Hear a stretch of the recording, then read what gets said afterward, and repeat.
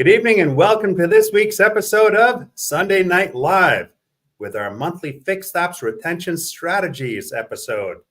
And tonight we're going to talk about our 2024 wish list. Everybody has a wish list, so we figured we should have one too.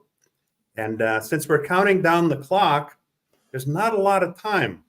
It's been an interesting year for sure. My Wi-Fi is a little funky because I'm at a hotel in New Hampshire, which the Wi-Fi is not the greatest in.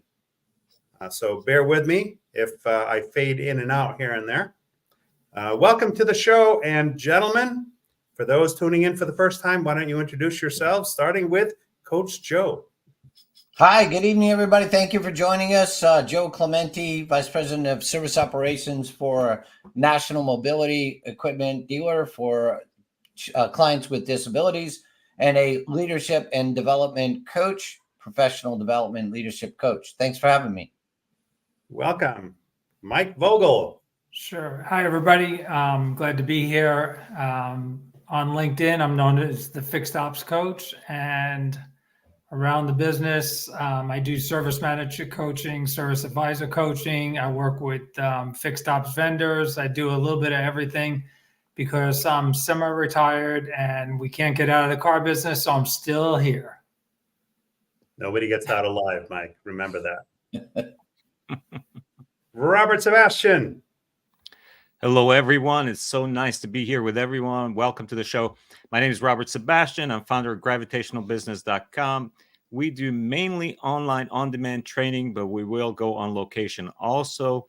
And we're just crazy about the car business. I did get a chance to get out alive, but then I just couldn't stay away. I couldn't stay away. I love customers. I love people, and I think that anybody that says working with customers is the toughest thing ever, they really need to get some new skill because people are awesome. Both employees in the car business, team members, management, there's a lot of awesome people, and I love being around them, and I love being around customers and taking care of them. Excellent. Welcome. And my name is Paul Meijer. I'm the host of the show. And like these other guys, I'm old too. And I've been in the business for a long time. This is my 44th year in automotive. I am in a few different verticals. I do sales and service training, coaching. I do marketing. And we own a yarn shop. So that keeps me busy in several different areas. And we've got a bunch of people that tune in here. So let's get to the comments before we get started here. Adam Vogel. Now, he wouldn't be related to you, would he, Mike? No, we're hooked up on LinkedIn, but we are not related. Ah, interesting. He says, hi, y'all. Russell B. Hill, hello. Jamie A. says, hello. Russell Hill, look at this lineup tonight. Where? And Robert Allen Carvel, going to be a great 2024.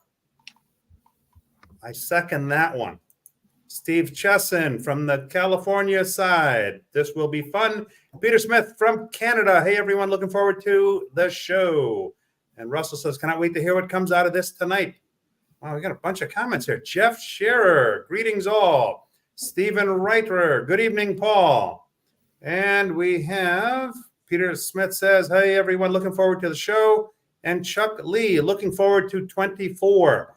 All right, we're going to jump into this. And unless there are specific questions, we may go right through because we want to cover a bunch of material. And then we'll get back to any questions, as they pop up. All right. But like regular comments, I can't acknowledge everything because we want to get through the material. And my good buddy, Steve Apicella, it's Sunday Night Live, SNL. All right. With that, let's jump right in. Mike, what is on your wish list for 2024? Well, I think like everybody else, we all have a lot of wishes for, especially when it relates to fixed ops. But more specifically, I'd like to talk about the fact that we don't put the focus where it needs to be when it comes to customer retention. There's plenty of people out there that talk a good talk about it. There's a lot of talk about what to do about it, but I don't see enough dealerships doing it. And it's really saddening to me to walk into dealerships throughout Southern California typically and see that in some cases we don't have the right people in the positions. And in other cases, we don't have the right processes in place. And in some cases, we don't have accountability being handled well. And in other cases, all three are not being done at a dealership. We have the wrong people, the wrong processes, or no processes, and we don't have anybody doing accountability. So my wish list is we've talked about this in previous show. Let's get back to basics. I don't think we need to, as an industry, need to be rushing off to offsite servicing, pickup and delivery, all those things when we currently don't do enough things correctly. We've been in the express service business since the 90s when Jiffy Lubes and other vendors jumped into place. And I see plenty of stores that still struggle with express service. I see customers coming in and waiting 2 hours for an oil change. That shouldn't happen. The other thing that we need to get serious about is the tire business. If we're not serious about taking care of our customers and recommending tires when they need to be done, we're losing a boatload of them to the aftermarket. So I guess my wish list is pretty broad, but what it means is it means that we need to get back to basics. If you have a store and you don't have the right people in the right positions, do something about it. If you don't have the right processes that work well for your customers that are coming in and make everybody more efficient, do something about it. And and the last thing, certainly, if you're not holding your team accountable for their actions, do something about it. Until we nail down those three things, it's going to be an uphill battle. And as we were talking about earlier, Paul, we see people chasing the numbers to offset the fact of they don't have enough customers. Mm-hmm. And that's a sad way to go. That's a temporary fix at best. And it's certainly not a long-term plan. I see that as adding hydrogen to the Hindenburg.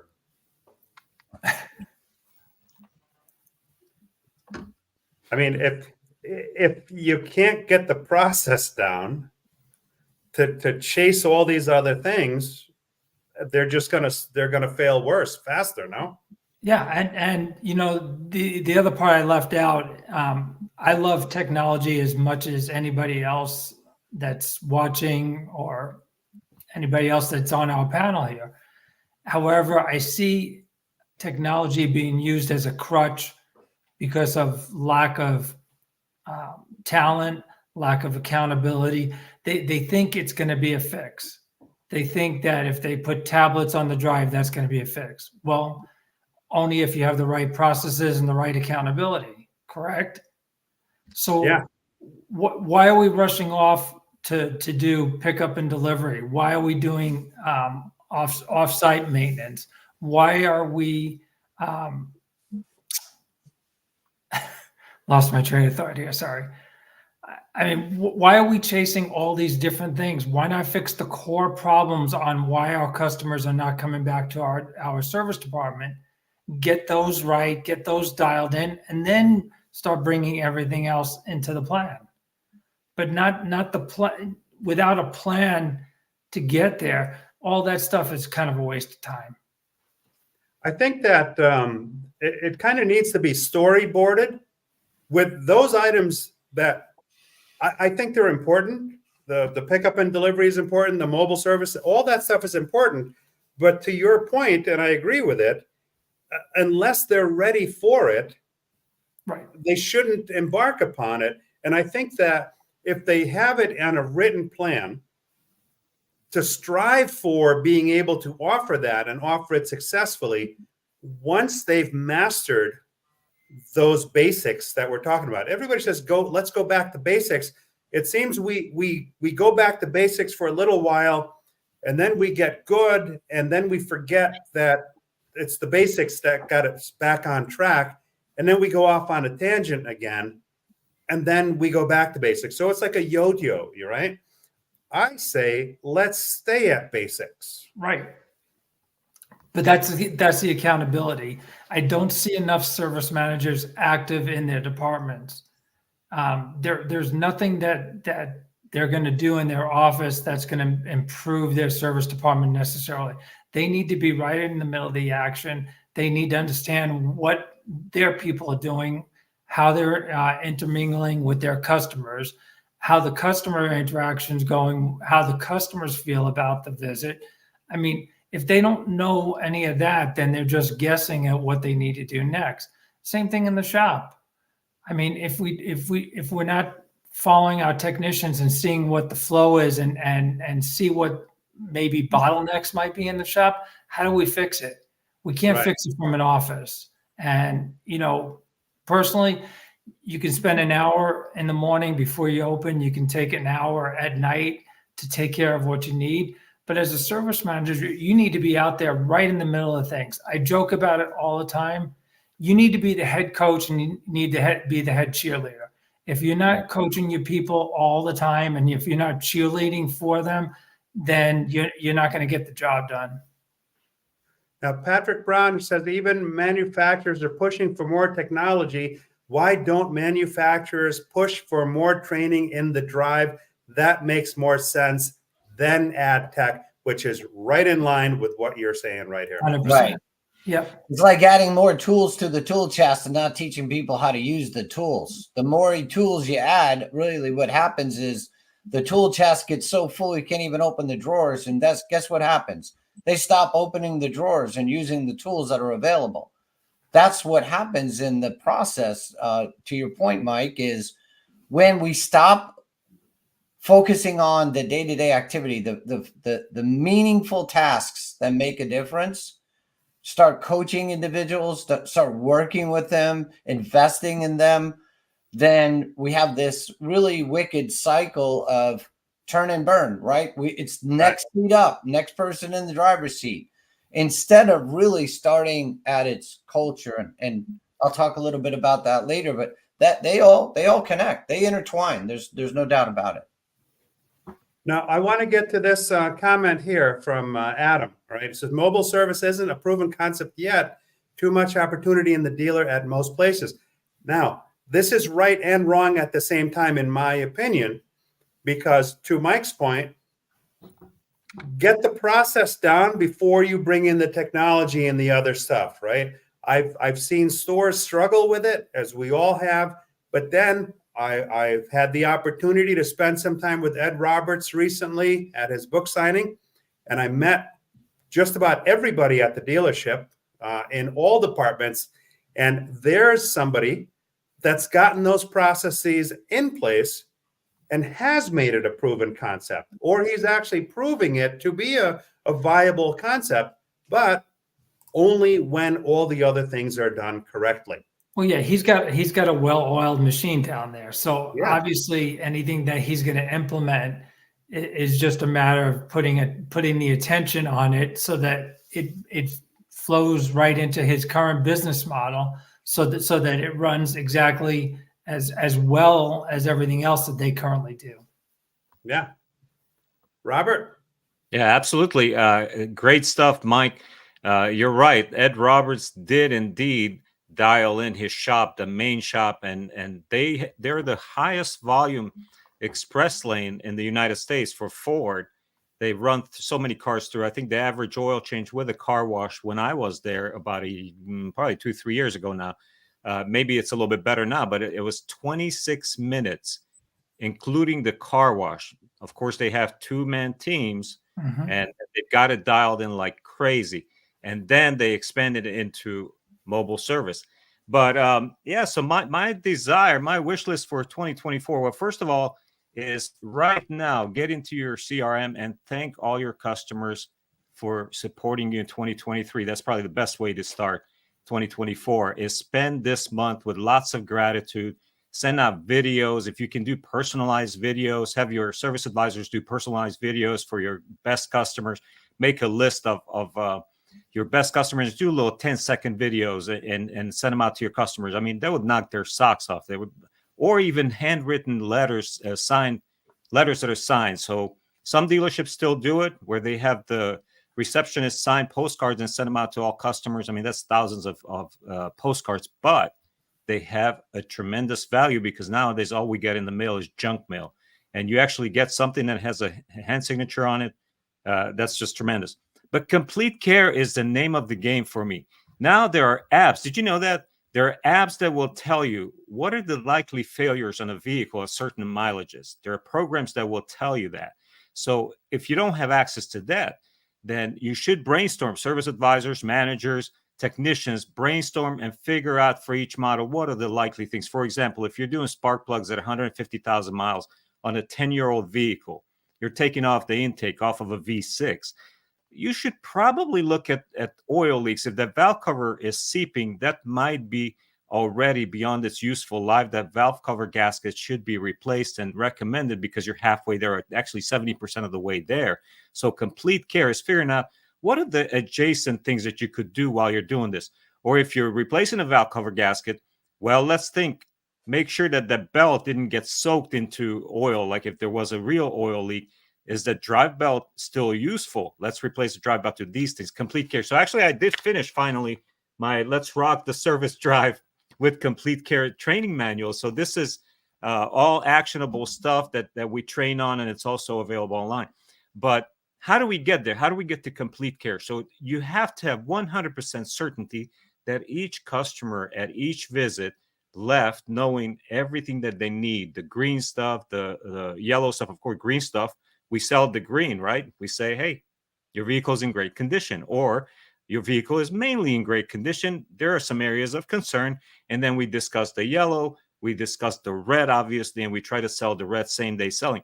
But how do we get there? Number one, on my real wish list here is that managers need to be committed to elevate their leadership level. So actual leadership skills. We talked about this over the last month with several people, that managers have not invested enough into their leadership skills, because what happens when you elevate your leadership skills, you elevate results for everyone. Everyone will do better when the manager is more skilled in actual leadership, soft skills, and the skill of actually managing a service department. But that's a little bit different. The technical skill of managing the workflow, dispatch, all that, than the soft skills, because we hire managers for their technical background and for their whatever background they have, but then we let them go because of lack of soft skills, because they don't know how to lead.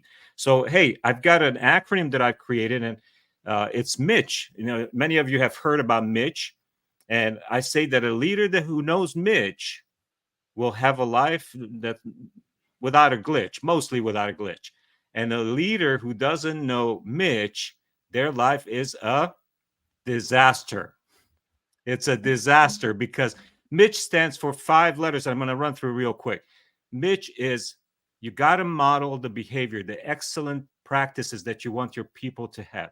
I stands for inspire your people by showing up in a state of flow, showing up in the zone, by really leading from the front. Like Mike was saying, hey, get out there, show your people that you're actually in there. You care for customers. T stands for teaching. And if you can't teach, and most managers can't teach because you're too busy, then hire someone like Paul, myself, Mike, Joe, to teach your team the right skills, right? Or hire someone that you like. It doesn't really matter that much. But by the way, if they're selling you on lots of content and say, hey, we've got 250 hours worth of online training, run for your life, because service advising is simple. It's not easy. If it was easy, everyone would be doing it at the highest level, but it's simple. You know, you really have to be committed to customer care, again, complete care. So my number one wish is elevate your leadership skill. And I'll go with number 2, and then I'll be quiet. Number 2 is, we know that the most trained company is the number 1 in any market. In any market, look at the number 1 company, and you'll see that they have the best training program, the most consistent delivery of execution. Just think Chick-fil-A compared to any other fast food restaurant and their sales. What is it? 3 times, 4 times higher sales because they have the number one training. The number two in any market has the second best trained team, and the number three business in any market is on their way out of business. So don't be number three. Don't be number two. Be number one. Dominate the market. And as you elevate your leadership and as you get the most trained team in complete care, in really caring for clients, you will become the most trusted automotive advisor for life in your market. Everyone should be talking about your dealership, about your service department. Say, even if they say, well, you know, they're a little bit higher because they're a dealership, but they're the most caring, most competent group of people. They always keep their promises. They're an excellent, top-notch operation. That's what you want them to say. And that's my wish for every dealer, whether you're on this call here live or you'll be listening to it later. The elevate the leadership thing is key, because I don't see enough of that happening. There are plenty of great programs for training leaders. There are communication programs. Dale Carnegie, one of them, and many others, right? But yet, store after store I go into, I never hear about, or I hear very few leaders actually taking some of these courses. And, you know, there's an old Italian saying that the fish stinks from the head. If more dealers invest in these kinds of trainings, and we're not talking about stupid money, you could do a Dale Carnegie course for, I think, $2,000 for several days worth of leadership training. That's not a lot of money in the grand scheme of things. When we're talking about investing millions upon millions of dollars in our brick and mortar stores, to spend a few $1,000s so that the leader of your teams is well schooled and skilled in being able to manage those teams to give excellent customer experiences. I mean, that's there's not rocket science here. We're not inventing something new. What do you think, Joe? Yeah, Paul? I think if you look at, sorry, Mike. No, go ahead. If you look at the investment for hiring people, and then you think about the core concept of actually investing in those people who are the face of your operation, there is a vast difference. There's a big gap, a void that exists currently, because we don't want to teach soft skills like leadership. We want to teach them how to be a better service advisor, better service manager, better service writer, better sales manager, general manager, etc. We want to send them through types of training that is consistent with how to run the business. We don't teach our people how to be better leaders, how to inspire, as Robert said earlier, to take action. There are training environment, and we train a lot of people on high performance. There's a difference between a high performance organization and a performing organization, right? The difference between a Chick-fil-A and a Burger King is there's a huge gap. There's an immense gap. And that difference is how they train their people. When you get an hourly employee who says, my pleasure, my pleasure, my pleasure, that's training, that's investing in people, that's investing in culture. That's the most important investment that any dealer can make, in my opinion. Mike, you were saying? Yeah, so I wanted to bring up, you put up a from Robert Carvel earlier, talking about express maintenance being the core of the service department.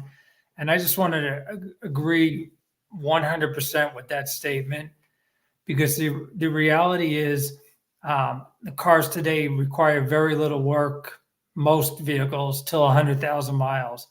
And if you're not coming out the gate from the very first visit with a solid, strong express department, you're going to suffer. If a customer is waiting 2 or 3 hours for a minor service or an oil change or a tire rotation, you're going to lose a lot of customers.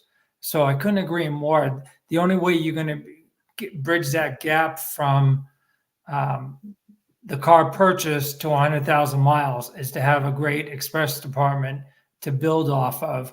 And as he stated, which feeds the main shop eventually, whether it's warranty repairs, whether it's more extensive maintenance, whether it's brakes, whether it's tires, and the same holds true for the tire business. I think the express lane and the tire business go hand in hand.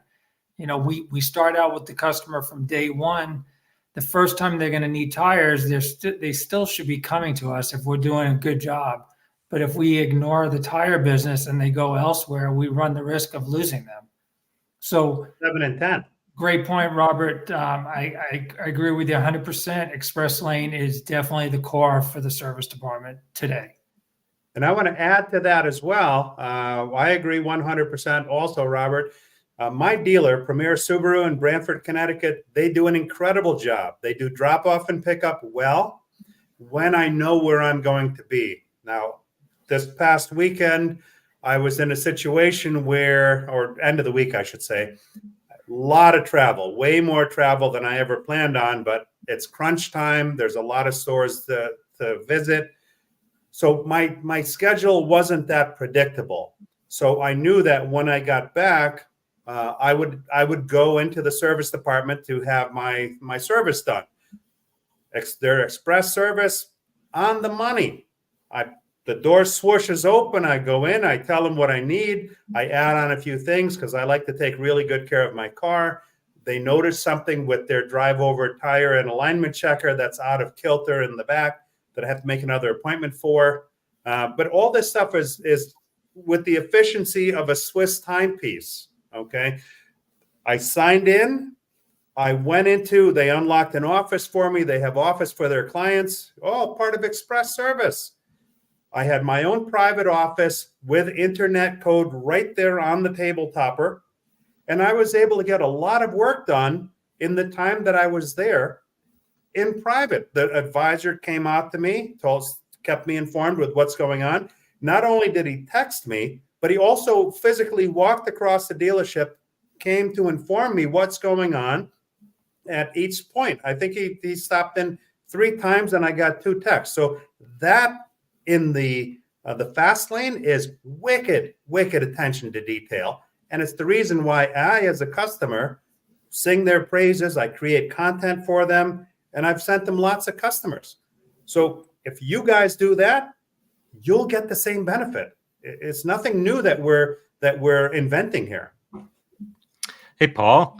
So Mike Vogel, before we went on live, he said he was working with a certain make and model dealership that wanted to run specials, very cheap specials.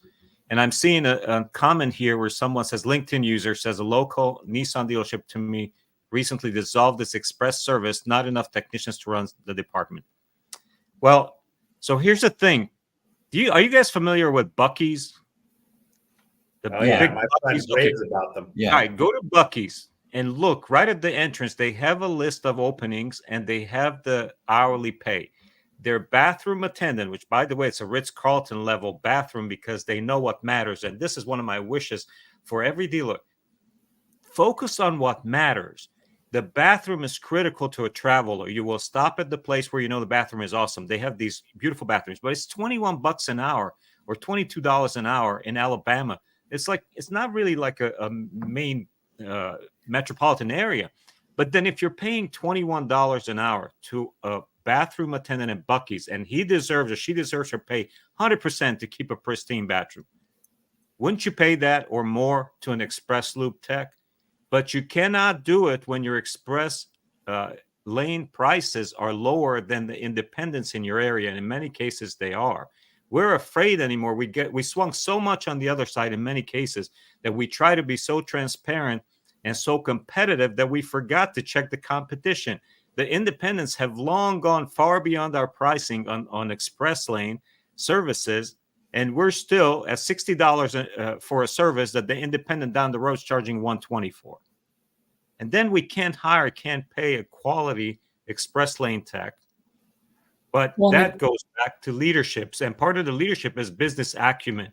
You got to know the business. You do have to know the numbers, although never incentivize. We talked about it many times. Don't incentivize ELR, don't incentivize R per RO, don't incentivize anything that could hurt the customer relationship. However, you should know business, the foundation of business, so that you can cover your costs. You got to make enough money to pay your employees well, to take good care of your employees. I think what you need to do is, first of all, every dealership, if they don't have it currently, if service managers are watching, you have to put a career path for your technicians, starting as an express technician, and spell it out in writing exactly what they can expect, what their beginning pay is, when they can expect their first bump in pay based on their performance. Yep. How do they move up into the main shop? You need to spell it out. Toolboxes are becoming more affordable. That's becoming very popular. As a matter of fact, before last dealership group I work for, we started buying toolboxes for the express technicians. And then finally, you have to be recruiting all the time. So assuming that you're doing a really good job with your technicians and advisors, those are your best recruiters. Who are they going to want to recommend to come into work in that dealership? Somebody that they can trust. So just because you don't need a technician and an advisor today doesn't mean you shouldn't be talking to these people, laying the groundwork for when you do need somebody, whether it's due to a change, whether it's due to growth, whatever it might be. You have to always be recruiting. Now that's a great point. If you bring in somebody that's good, chances are they know other people that are good. And I've seen entire teams pick up and switch dealerships. Okay. Entire teams. And now think about that. Yep. A regular average tech, if you lose them, it costs the store $170,000 for one. Multiply that by several, multiply that even more by, master techs. It's crazy. To your point of always be recruiting, 100%. I was in a store the other day. It was so great. I had a newbie in my training session. This young man was recruited out of a restaurant. Okay. The manager met him out to dinner, recognized some customer building skills in that individual, and brought them into the car business. To see this kid sit there and just soak up everything that we were talking about. I had 3 different meetings. This young man sat through all 3 meetings, took all kinds of notes. He was so excited. And I was equally excited because he has no idea what an incredible business he's just gotten into. And all because somebody at the store who's always recruiting was able to spot something in him that we all need in our stores.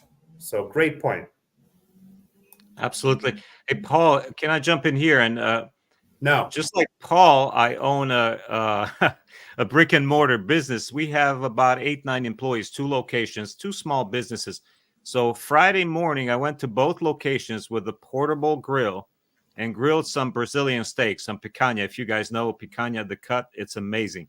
And I learned how to do picanha pretty well because of both locations they were pretty pleased with the one of them 5 a.m., the other one 9 a.m.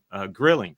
So we're eating steak in the morning. And one guy in particular said, Robert, these times that we sit down and eat, they really, really just, and he knows leadership. This guy is a high performer. He's a production guy. He's one of our best tailors. Our store does a lot of tailoring.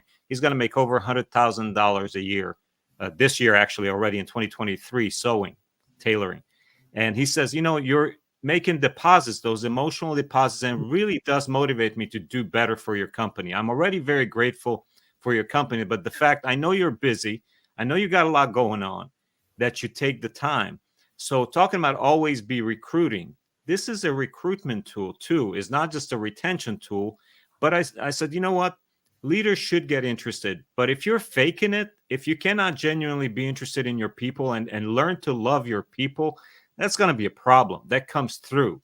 So you've got to do a lot of soul searching as a leader and say, man, am I using these people for my own means.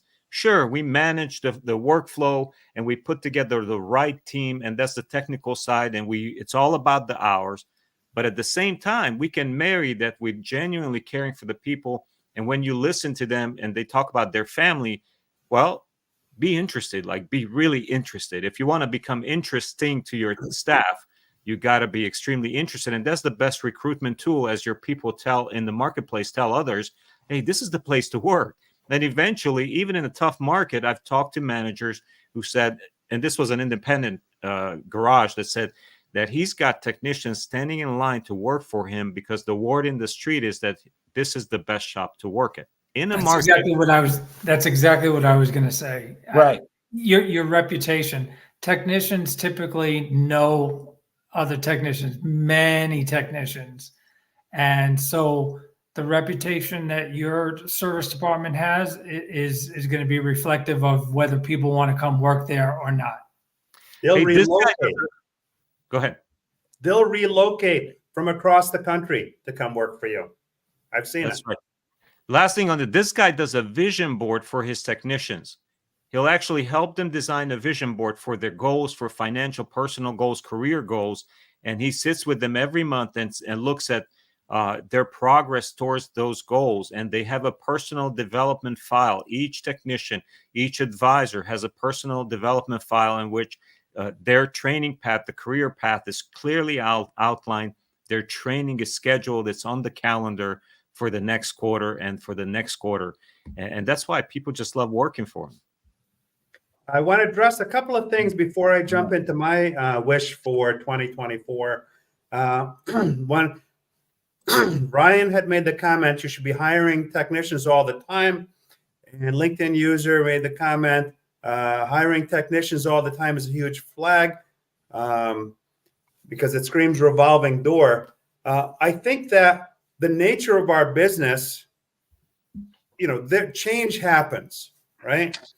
And I don't think necessarily Ryan meant that should hire just to replace all the time.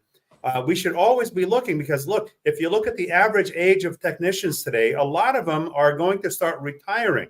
That's just the reality. This is not a job that you can do well into your 60s. It just isn't. So we've got an aged master tech population that's going to be retiring, Ron Usher being one of them, as a matter of fact. But there are others going to follow suit, all right? So we need to hire more. Sometimes you find out that one person may not be well suited for a particular position. And in good stores, they recognize what some of their other skills are, and they place them in other departments. There's cross-training going on. And just because you bring somebody in for one role doesn't mean that's necessarily the right role for them or the role they're going to stay in.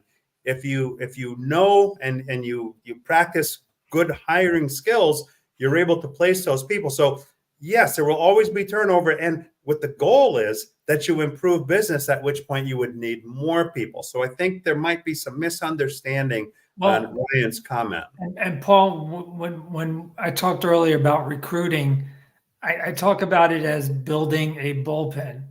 So there's nothing wrong with meeting with people, showing them what the dealership's about, learning about them, see if there's a good fit for the two of you, for them to come on board and work with your current team.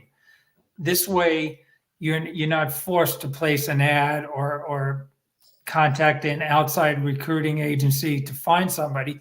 You build a file of people that you've already met with that you would like to do business with. You'd like to bring them on board, and now you're kind of set. 100%, because those job postings, you see the stores that are bad, they regularly recruit for the same position over and over and over. And those, I agree, those are the red flags because they're not growing their teams. They're just churning their teams. There's a big difference between growing and churning. Yeah. What's the links, right? It's leadership, it's culture, it's environment, it's creating a pathway for your technicians to grow, to have a plan that say, how do I get from point A to point B? How do I become a lube tech to becoming a master technician? Give me a career path. The things that are congruent in all this is two elements, right? The right culture and the right leadership. And Yeah. if we don't start with performance coaching at that level, I think someone said, have your managers do leadership training. While that's great in its context, how many leaders understand the role itself, or do they have the time to dedicate to really performance coach, right? There's a reason why your best coaches on the sideline aren't really coaching, right? They're pulling the game plan together. And that's what a leader at a store should do, is understand the context of the game plan and how they connect. That leadership and culture are all the things that all of you have talked about already. And those are the tips of the spear. Now, to the point of hiring and recruiting, I had the opportunity to be part of a hiring and retention workshops. So I learned a lot about it. Okay. And what I learned is that the need is outpacing the supply. So as much as we're trying to focus in on getting better at some of these things, the reality is we're not going to be able to keep up with it. So my wish for 2024 is kind of a two-phased one. Number one, we need to become better at recognizing that we don't know everything. We need to become better at being more self-aware and understand that, hey, you know what? There may be somebody else out there that knows something that I don't, or knows it better than I do. We have to develop as leaders the skill to be able to not just blow people off that come into the store. The people that come into the store, are all vendors 100%? No, but then neither are all the people in the store.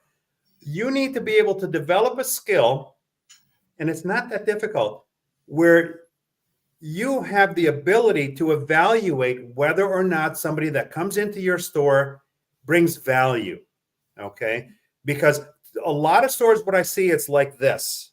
It's tunnel vision. Somebody comes in that spends 40 hours a week researching the tools that'll make you better, and that person doesn't even get an opportunity to say two sentences.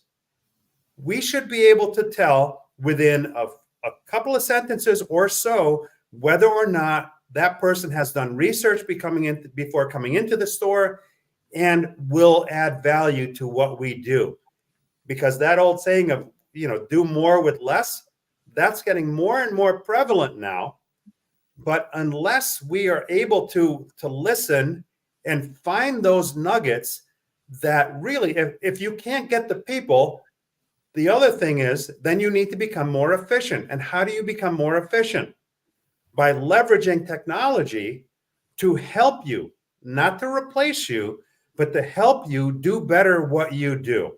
So be open-minded, realize that you don't know it all, listen and evaluate, but quickly. I'm not saying spend an hour with every Tom, Dick, and Harry and Jane that walks in the store that says, oh, if you only sell one more car. That's not what I'm talking about. I'm talking about being able to evaluate and then spend quality time to further the ones that make sense.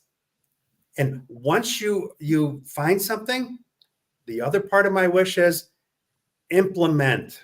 All right. There's 3 simple steps to success. The first step is commitment.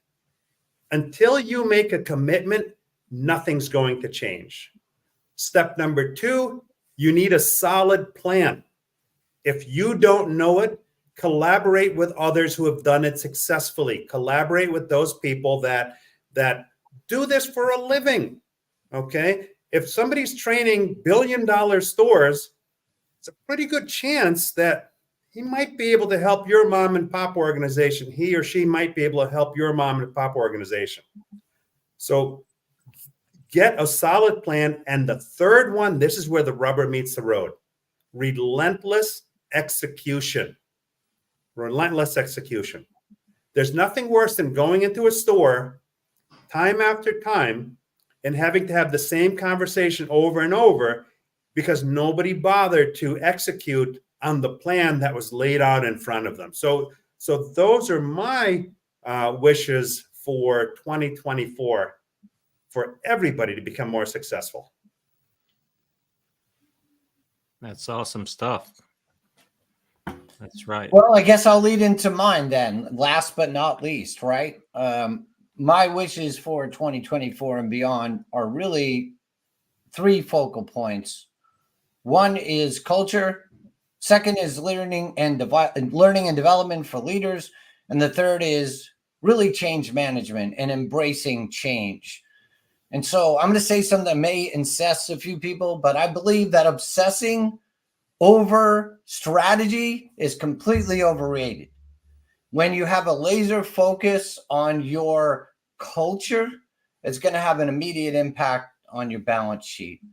And when we think about it, for better or worse, culture and leadership are inextricably linked. With the right leadership, with the right culture, with the right plan and strategy, it is going to manifest itself externally. And listen, whether you realize it or not, you have a culture. Good, bad, or indifferent, it's the lifeblood of your organization. And sometimes you can't see that culture, right? Robert talked about it earlier in the example of going into Chick-fil-A versus a competitor, right? The difference is the culture that is created. So I would say for everybody that is a service manager or maybe a dealer, high performance coaching is very, very different than learning and leading. And although there should be a great strategy, having a good plan is paramount. The third element to that, or the third point, is change management. You might not have heard this before, but the automotive world is probably the slowest to embrace change. Yeah, I know it's a little alarming. I know I saw your faces, but I heard it somewhere. It is true. If we understand the context of embracing change and the fear that it creates, we are much more adept at managing that change. And it takes coaching, it takes performance leading, it takes a different perspective. It's like looking through a telescope with a cracked lens. The view is there, but it's distorted. So you need somebody to change that lens and give you a different perspective. And as a dealer, if you change your lens once in a while, and to your point earlier, Paul, you invest in something else, another perspective, performance-based coaching, that is onboarding. It's creating a career path. It's creating a culture. It's writing out your plan. Like I think Robert said earlier, having a very, very clear strategy. For better or worse, everything that's connected is connected to leadership. And everything else manifests itself through there. So if you're going to obsess over what's going on in the service drive, you are better positioned, I guess is the best way to say it, is to focus on your culture. Because if you want to create that lasting client experience, that retention strategy, it starts with your culture. Then it manifests in the leadership, learning, and development. And then the last element, I can't stress enough, but is that change management and understanding how to be more adept at change management. So those are my three wishes in a quick recap. No, I love it. You know, I had the good fortune to do some training in a very large volume store recently. All right. When I walked into that store, you want to talk about culture? When I walked into that store, I felt an energy unlike any I felt anywhere. And I go into a lot of stores, but when I walked into that store, and I said that to the GM, I said, you know what? When I walked through your doors, I felt an energy, like a power. I don't know if you've ever walked into like some of these power rooms that phone companies have. When you walk in, the hair on your arms literally stands up because there's so much energy in that building, in that room. But when I walked in, that's what I felt. And the interesting thing about culture and change management, okay, if you develop the right culture, there doesn't have to be a lot of change. Now, that's going to sound maybe a little crazy, but in this store, we're talking about people that have been working there for 30 years, 25 years in one store. right? We talk about turnover. It's constant over and over.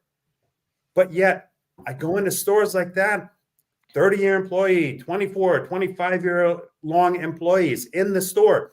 And when I send out my reports, that guy who's one of the top in the country was the first one to send a thank you email back.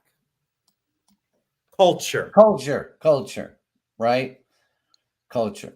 You know, Really? we call it magnetic energy, right? Because you just mentioned you walk into that store and you feel the magnetic culture. If we walked into the store that Coach Mike identified before we started this meeting, we would get a whole different culture, right? We'd get a whole different magnetic energy. One is highly successful, one is really failing. And the cure, they think, is more sales, lower prices, get more volume, and change the leadership, right? We are getting away from the key elements that actually drive the results. The byproduct are the results when you invest the energy in the right place. And in my opinion, it starts with culture. I find that the sale is only a byproduct of the experience. And I don't care what the product is. That's what it is. Here's a very practical application of this. Here's a change that many service managers could really, really benefit from. Challenge your general manager, or if you're a small enough dealership, ask your owner to come in and spend a little bit of time with fixed ops. Well, ideally, spend as much time with fixed ops as they spend with sales, because the general manager is the general manager, not the general sales manager or sales manager. The general manager is supposed to be equally, proportionately over each department. So therefore, when you got the general manager going in, and not to hold people accountable, tell them, hey man, where's the used car you're working on? Or just go and give the technician a hard time about something because their stall maybe is not the way he wants it. But go and spend time with them, eat with them once a month or so. It'll do wonders for your retention, for your culture, for change management. If change comes up and you say, all right, we're things are changing, we're going to have to implement some new processes, maybe cut staff, whatever, hopefully never cut staff if you do things right. But if the general manager has already invested time, made those emotional deposits along with the service manager, you'll have a lot easier time. But that's part of the culture. Technicians especially will appreciate that when a top brass, whether it's the owner, in some stores that's possible. I know a store where the owner goes through the shop, he walks slowly and knows every technician by name. Okay, that's a luxury. But ask for some reinforcement. Don't try to do everything yourself. Tell the GM, hey, you are important.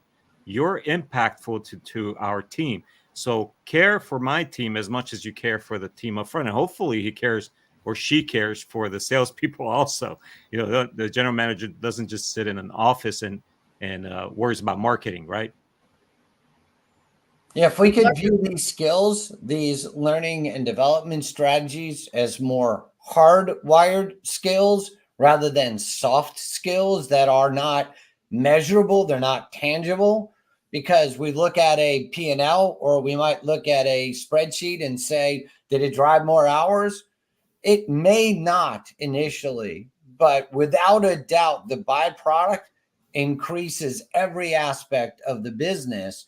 And as a leader, as an owner, as a dealer group manager, it's incumbent upon that person to identify these hardwired skills that is going to elevate every aspect of the business, right? And Robert's talking about being an authentic leader, right? Authentic leaders engage and embrace with their team members. They go through the struggles together, and then they inspire them to achieve things that they didn't think was possible. But those are byproducts of all these other elements. And I think essentially until the day we can embrace, at least my wish for 2024, we embrace this idea and concept that these hardwired skills that are considered soft are the foundation. They're the very core of what can make a dealer group or a store or an independent business really successful.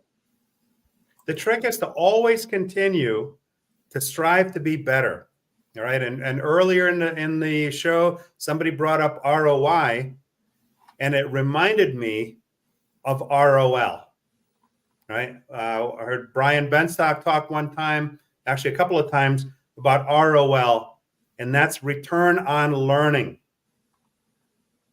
If we learn from the experience and we become better, then ultimately we will drive more revenue.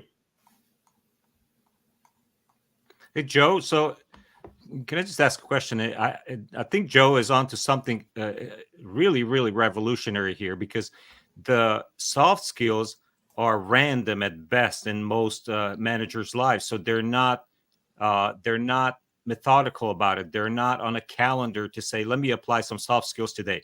So I think, Joe, is that what you're saying? That hardwired, as in you should be on a schedule maintenance, basically, with your employees to go and show them that you care. And that feels a little mechanical to some, but it's not mechanical at all, because you're not going to do it every Tuesday. You can do it every couple of weeks to do a one-on-one with a person. And then you say you block out that 5 minutes or 10 minutes to pay attention to just that person, nothing else. But this has to be hardwired. It cannot be random, because if it's random, you'll be in the situation like a good friend of ours today. He posted on LinkedIn. He said, I feel like a failure. I'm just going to mention it because he put it on LinkedIn, so everybody knows. I feel like a failure because I lost a technician to what supposedly was about pay. But my good friend, and I love this guy to death, maybe he missed something on his schedule maintenance, on his multi-point inspection with this technician, where periodically we should sit and say, hey, man, how are you feeling? Are you happy here? Are we getting you where you want to be? Do you feel? And then, of course, you can uncover things that are self-inflicted. If the technician is going to tell you something, well, I'm not happy with the money I'm making, and then you know that his habits are not where they need to be, you help him develop better habits and coach him for the next 30 days. Say, all right, let's help you get to the money that you want to make, because this is not about your hourly rate. This is about your productivity, about your efficiency, maybe lack of skill. Or, in fact, the pay rate has to be adjusted, whatever the case might be. But these soft skills should be hardwired. I love that, Joe. I don't think I've ever heard that before. To hardwire them in so that they become part of our leadership, so that it's not random. Don't go 2 or 3 months and then you say, oh, man, I forgot to check in with this guy, and this guy is loading his toolbox on a tow truck. He's going down the road because somebody loved on him a little bit more. It's not, ironically, we're reactionary as leaders, managers, based on the outcome rather than based on building a solid, hardwired strategy. So he's reactionary in that I've lost my technician, so now what do I do? Rather than taking the game plan for, hey, when, if, or should this happen, these are the steps that we can take. If you're a college football fan, you understand the context of coaching and the ebbs and flows, right? Being prepared for the momentum swings. Leaders in today's workplace environment need those hardwired skills that don't exist currently. And so having the right professional to actually teach those hardwired skills, it doesn't make you an unauthentic person. In fact, it makes you more authentic because you become more connected to the person. So I think you defined what I was doing with this acronym with Mitch. It's hardwiring, because you can put Mitch on the wall and ask yourself every day, have I modeled the excellent behaviors that I want? Have I inspired my people to strive to excellence today? Have I continued teaching them and allowing them to continue their development in the curriculum? Have I coached them? Have I held them accountable? Have I uplifted them? Have I been guiding them the right way? If you ask yourself those questions every day, this is hardwired. It has to be on your wall. And if you don't like it, if it's not enough letters, add your own letters to it. If you see a letter you don't like, take it away. Add something, but have a checklist. Have a thing that, as a leader, you do for your team every day that is hardwired, like you said, Joe. I'm just going to go with it now because you can take it, buddy. It's good. That's what we love, that hardwired skill. And I often talk about the elements of thinking about it like this huge garden, right? We can all assimilate to a garden. And when the garden is blossoming, when all the flowers, the plants, the chemistry is working, guess what? You have a very illustrious, warm, welcoming garden. But what happens, right, when you stop caring for it? The weeds start to grow. And eventually the weeds overtake the plant. So you've got to manicure it properly. You have to go in and pull the weeds out. You got to go in and pull the when Mike talked about earlier, having the right player on the bus, right? So it's like, I want this plant in my garden, but if it's ruining every other plant in the garden, there's no place for it in my garden. So I have to strategically move it. So the key in that hardwiring is understanding, having a plan and a strategy to lead to. And that's really so much more in today's workplace than it is being a brilliant salesperson and now being promoted to a sales manager, or being a brilliant service writer and being promoted to a service manager. Those strategy skills are important. They're necessary, but they're worthless without the right culture, in my humble opinion. Love it. Gentlemen, thank you. The hour has come. Mike, any final thoughts on you? How do I follow up a conversation like that? Joe, you dropped the mic tonight, man. You sure did. Thank you, gentlemen. Robert, final words. Hey, I'll go. You know, this all goes hand in hand. Everything that every one of us have said here, it goes hand in hand. I think this episode, I'm going to look back at it and take a lot of notes myself. Mike, like you said, let's focus, get our house in order. Let's serve our customers at the highest level inside the dealership. Let's avoid all frustration, eliminate all frustration, friction from the customer service process, from the customer experience, from the employee experience. And yeah, I mean, it's just, it all has to do with leadership also. So it's good stuff. And same with your thoughts, Paul. There was so much that we covered here. Some great points. Like any information, unless it's absorbed and acted on, is just information. So my sincere hope is that people go back and look at this again. Maybe it awakens something inside of them that, hey, you know what? I should give this more thought, or I should give that more thought. And if there's anyone that you're connected to that would benefit from this conversation, by all means, share it with them. And if any of you out there are either watching now or on the replay are not connected with any of us on the screen here, I am always open to connecting with like-minded professionals. If you can help me or I can help you, I am more than happy to connect, and I'm open to conversations. I find that through collaboration, we learn things, or we get reminded of things that sometimes we forget that we struggle with, because there's so many things that we do at the same time. And it's like a good movie. If you watch it more than once, you'll always pick up something that you missed in the previous episode. So with that, I thank you, gentlemen. I thank the gentlemen and ladies that watched this evening, and those that will watch on the replay. I wish for you a safe and successful next week. And we'll see you next week on Sunday Night Live. Stay tuned on after we log off here, gentlemen. See you then. Thank you, everyone. Thank you.